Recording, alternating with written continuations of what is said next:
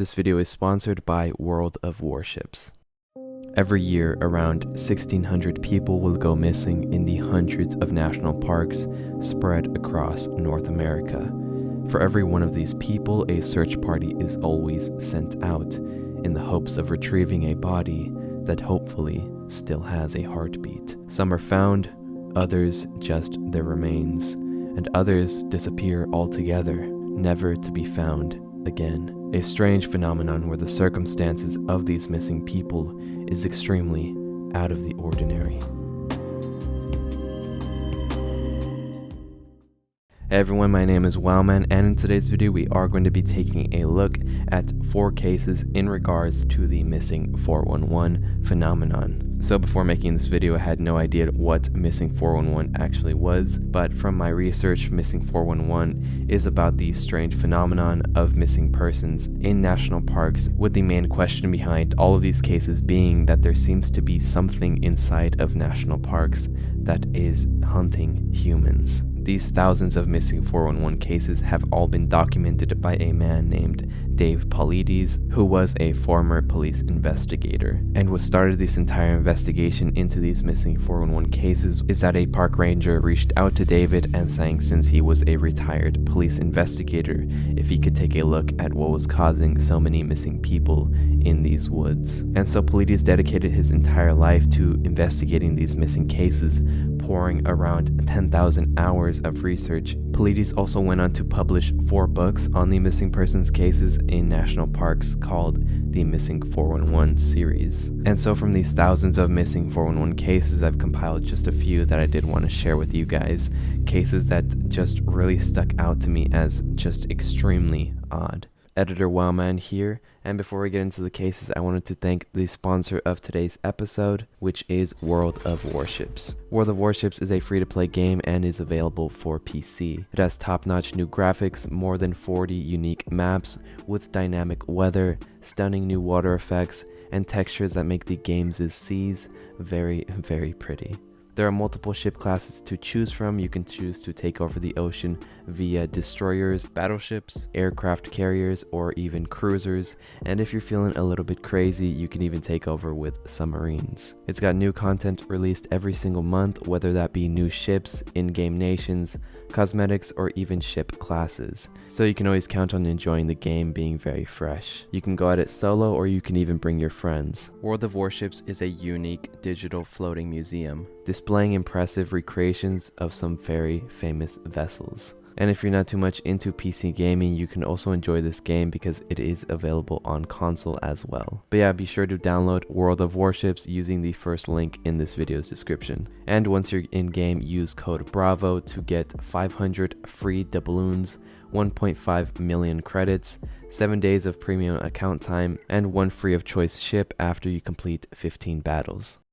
The first person I wanted to bring up is a person named Bart Schleyer. Bart Schleyer was a famous outdoorsman, woodsman, and hunter.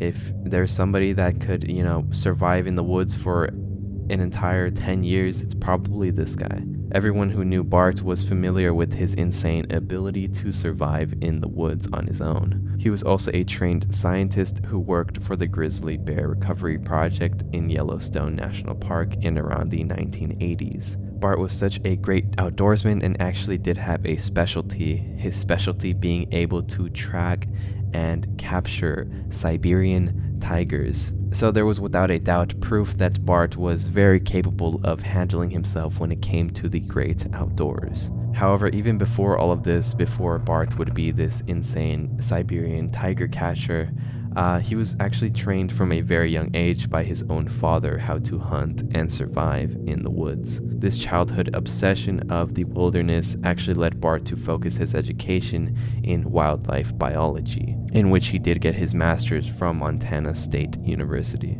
So not only was Bart able to survive in the woods, but now he was university educated in the wilderness. However, in September of 2004, Bart decided to go on a trip into the Canadian wilderness. And of course, Bart, being the wilderness expert that he is, when he told people that he's going to spend the next couple of weeks in the wilderness hunting moose, nobody really suspected a thing. When he got there, he told the pilot that had flown him there to pick him up back at this exact location in 2 weeks' time. 2 weeks had passed and the pilot was back at the location that Bart told him to meet him at.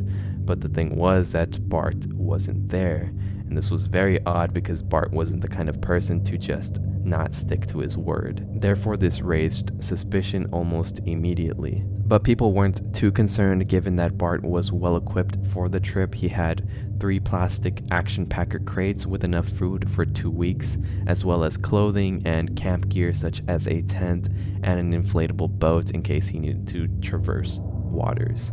But Bart was officially pronounced missing on September 30th, 2004, but this is where things start to get a little bit strange. See, when authorities launched the search for Bart Schleyer, they found next to nothing. All they found was the inflatable boat that he had taken with him a little bit downriver. And authorities came up with the theory that perhaps Bart had used his boat to travel down the lake and had just wandered somewhere else. But a friend of Bart named Dib Williams was extremely dissatisfied with the efforts of the authorities and decided to look for Bart on his own with the help of a pilot friend of his named Wayne Curry. And so the two of them flew the surrounding area and eventually were able to find Bart's campground. And once they landed, they had discovered that Bart's tent had been knocked down either by the wind or by some nearby animals. But the strangest thing was that all of Bart's equipment was still there. And so Dib and Wayne grew increasingly more concerned with their missing companion. But the day was coming to an end, so they decided to pick up the trail again in the morning. Morning came and Dib and Wayne were out on the land first thing,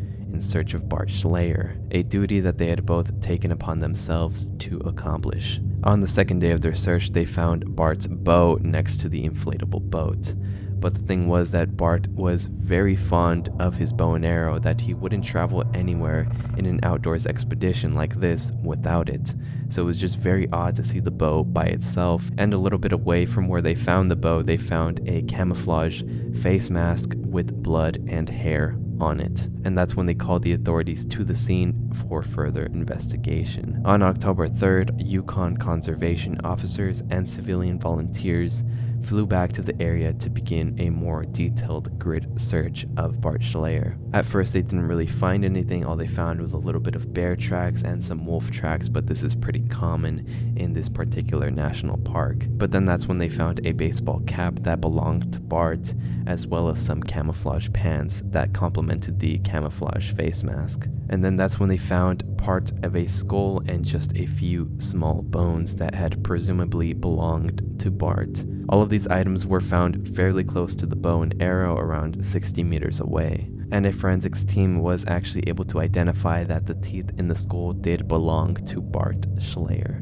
And due to the increase in bear sightings at the time, authorities kind of just ruled this as a bear attack and assumed that Bart was just eaten by a bear. But what was very odd is that there was absolutely no sign of a death struggle, because if you were being attacked by a bear, it is very likely that you're going to be fighting for your life. And this fight usually causes vegetation or ground to be disrupted in the process. But there was nothing like that seen around Bart's campground. So if he was attacked by a bear, there should have been at least some kind of disruption of shrubbery around the area. Also, another thing is that typically when a bear kills their prey, they usually bury their kills in what's called a cache, which is like kind of like a small hole in the ground a bear will make to store large kills like a human. But instead, Bart's remains were found in a little patch of moss, almost like they had been placed there and not where Bart was initially killed. A friend even stated that because of Bart's overall expertise in the wilderness, it would be extremely unlikely for a bear to sneak up on him like that and just kill him without a fight. Almost everyone who knew Bart knew that he was simply too good of a woodsman,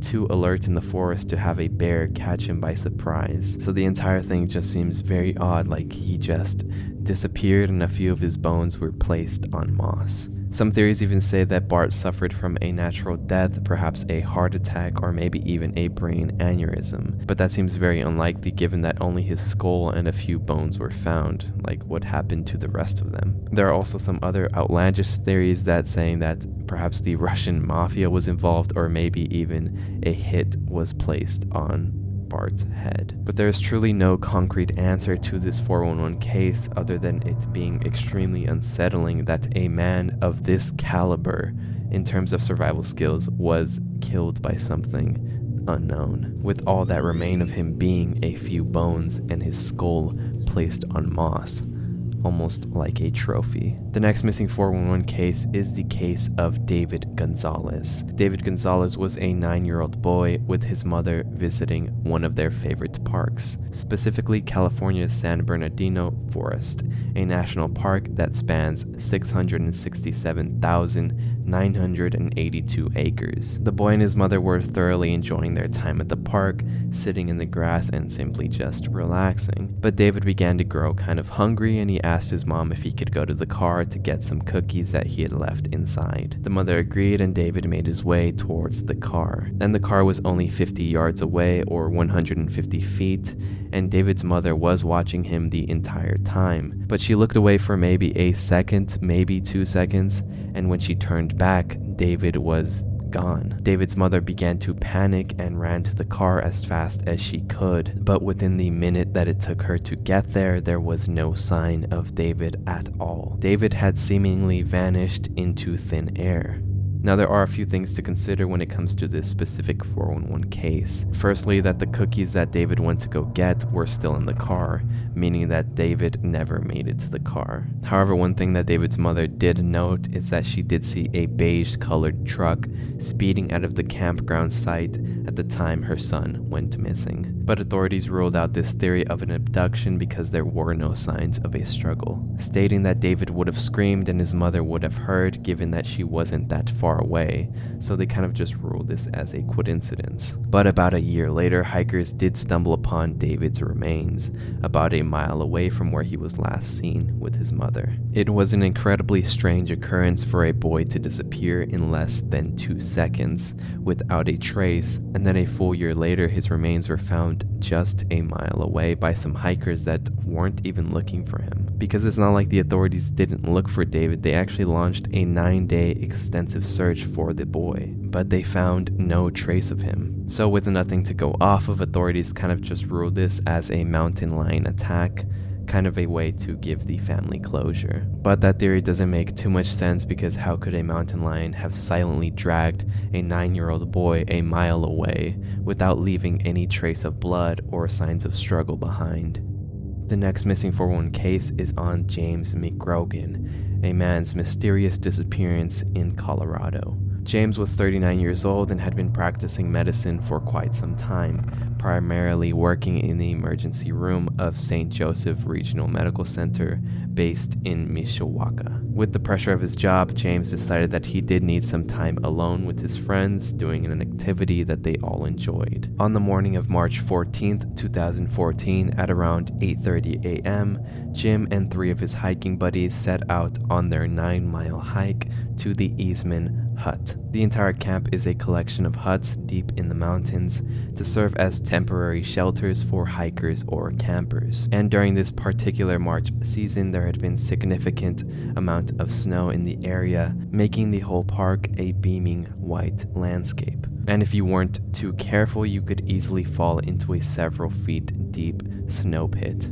The hike itself is a very treacherous venture for the inexperienced, and it's very important on a hike like this to pack the bare essentials, this being a cell phone, basic medical supplies, a sleeping bag, avalanche beacon, a GPS, warm clothing, and plenty of food and water, which are all things that James and his friends did have on them. James and his friends had done hikes like this before, so they went in with a great amount of confidence. But an hour and a half into the hike, the group decided to take a break and rest, since the majority of them didn't want to strain themselves or risk overexertion. But James didn't want to take a break. He told the rest of the group that he'd venture a little bit ahead and slow down so that they could catch up with him after their break. But when the rest of the group had caught their breath and they went looking for James, there was absolutely no sign of him. By 5:30 p.m., James's group had alerted the Eagle Valley Sheriff's Department and subsequently launched a 18-mile square mile search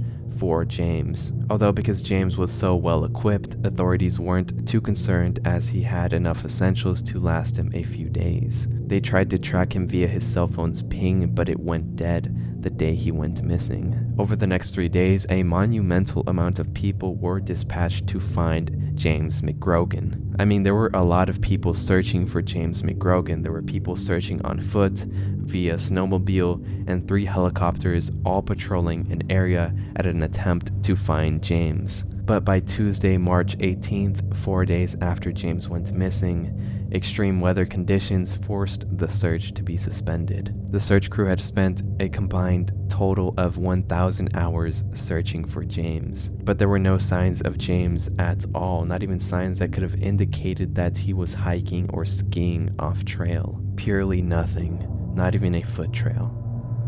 James was gone. The next 411 case is on the disappearance of a 2-year-old boy named Keith Parkins. Keith was playing around an old barn with his older brothers on a cattle ranch in Ritter, Oregon. Keith's mother called the boys over so that they could all have lunch together on the grass. But when the boys came over to their mother, the mother noticed that one of her sons was missing. When the mom asked the brothers what happened to Keith, they just said, "Oh, he went around the barn." So the mom and the brothers went back to the barn in search of Keith. But upon arriving at the barn, Keith was gone. But what is very fascinating and very different about this 411 case is that Keith was found. 200 people came out to help in the search of Keith. The entire search continued into the night and into the early morning. And at this point, the search had gone around 12 miles away from where Keith was last seen. But at that point is when they found Keith's footprints. But what's odd about these footprints is that they kind of just started, they were following the trail, and then suddenly they just stopped, like Keith had been lifted away. Because if you're leaving a footprint trail, it's pretty much impossible for it to just stop out of nowhere. Eventually, one of the searchers did find Keith alive in Skull Canyon, which was about 12 miles from where Keith had originally disappeared. Keith was face down in the snow and his hat and coat were right beside him. His body had gone completely stiff because of the cold, and it was safe to say that Keith was in very bad condition. His clothes and his face were scratched up pretty bad as well. Keith was in very bad shape and had to be flown to the hospital via a helicopter that arrived. But luckily, Keith did make a full recovery. Now, this story only gets more odd when examining the details. So Keith was found 19 hours after his disappearance, 12 miles away from where he was last seen. But the thing was that Keith was only 2 years old. A 2-year-old boy covering 12 miles in freezing temperatures within 19 hours is just impossible. Some theories do suggest that maybe a cat was the one that dragged him away, and given the massive amounts of people that were searching for Keith, it kind of just pushed the cat further and further away. But for a cat to drag a child for 19 hours seems a bit far-fetched. But even then, I don't think they would keep the child alive without eating it for 19 hours. Why just drag it along for 12 miles? But anyway, Keith is still alive to this day, and when asked if he remembers anything from his disappearance, he says he doesn't. Which I mean is kind of obvious given he was only 2 years old at the time. But it is still very strange to say the least, and perhaps there is truly something lurking in national parks in Northern America, taking some and killing others. But I think the most fascinating case that we covered today has to be the case of Bart Schleyer. For such a well-trained wilderness man like himself to just vanish, only for his skull to be found placed on moss, is just very disturbing. But yeah, let me know which 411 case you have found yourself very fascinated with, one that we covered or one that we didn't. But yeah, if you guys enjoyed this 411 case video, I will be sure to make another one because honestly, these are very interesting to make. But yes, I do want to give a huge thank you to all my beautiful Patreons: Inspector Dom, Miguel Mejia, Notabot, Stannerfurs, Kareem, Dylan, Mascaries, Robin, Anna, Cubery, Tensity, Estenia, Bleh, and 10 Tiny Bees. You guys are truly amazing, and thank you so much for supporting the channel. But yeah, that's pretty much everything. Thank you so much for spending some time with me. It's always super great, and yeah, I'll see you in the next one. Bye.